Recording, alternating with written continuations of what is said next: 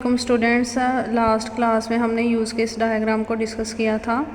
Use case diagram की हमने example को डिस्कस किया था और यूज़ केसेस क्या होते हैं उनको डिस्कस किया था। आज जो है हम यूज़ केस की पहचान कैसे कर सकते हैं, कौन से जो स्टेप्स हैं वो इन्वॉल्व हैं किसी भी यूज़ केस की पहचान करने में, वो हम डिस्कस करेंगे। So let's start. First point है आइडेंटिफाई एक्टर्स। हम जो है वो सबसे पहले एक्टर्स की पहचान करेंगे कि सिस्टम के अंदर जो है वो यूज़र कैसे एक दूसरे से जो है वो इंटरेक्ट कर रहे हैं, सिस्टम क्या है, यूज़र्स क्या हैं। एक्चुअली लास्ट क्लास में मैंने आपको ये बताया था कि यूज़र्स एक्टर्स हम यूज़र्स को ही कहते हैं, आइदर वो सिस्टम के अंदर हों या सिस्टम के बाहर से जो है वो इंटरेक्ट कर रहे हैं, वो तमाम लोग एक्टर्स होते हैं। It can be human such as a customer, और कोई एक्सटर्नल सिस्टम भी हो सकता है। लाइक मैंने आपको बताया था पेपाल जो है वो भी एक पेमेंट का सिस्टम है, तो वो भी हम एक्टर कंसीडर कर सकते हैं किसी भी पेमेंट प्रोसेस के अंदर। तो फर्स्ट पॉइंट है हम एक्टर्स की पहचान करते हैं वैलिड यूज़ केस देखने के लिए। नेक्स्ट हम ये देखेंगे कि हम गोल्स को डिफ़ाइन करते हैं कि हर जो है एक्टर वो कौन सा गोल परफॉर्म करना चाहता है, वो सिस्टम से क्या अचीव करना चाहता है, ये हम देखते हैं। फिर उसके बाद इंट्रैक्शन होता है रिलेशनशिप के, सिस्टम के साथ जो एक्टर है और सिस्टम का आपस में क्या ताल्लुक़ बन रहा है वो देखते हैं।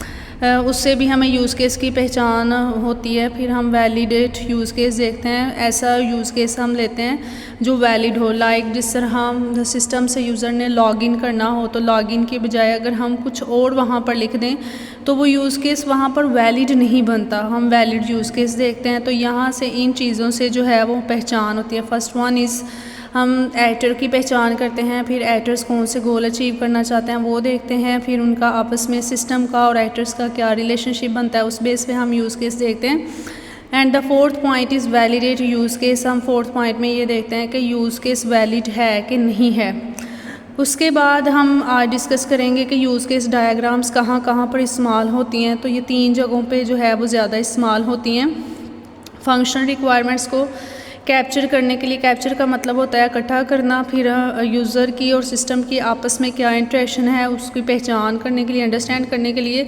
And the third point is planning and testing. Planning करने में और टेस्टिंग करने में 3 पॉइंट्स में हम यूज़ केस डायग्राम का यूज़ करते हैं।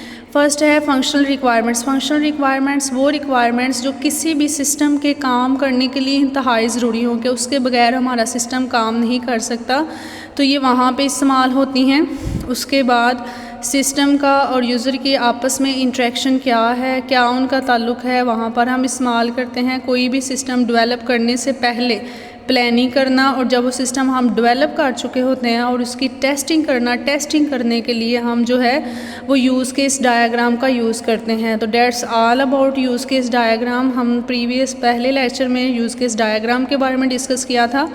आज हमने ये डिस्कस किया कि किस तरह हम जो है वो यूज़ केस, जो वैलिड यूज़ केस हैं उनकी पहचान कर सकते हैं, और यूज़ केस डायग्राम कहाँ कहाँ पे इस्तेमाल हो सकती हैं वो हमने डिस्कस किया। नेक्स्ट क्लास में इंशाल्लाह हम क्लास डायग्राम को डिस्कस करेंगे। अल्लाह हाफिज़।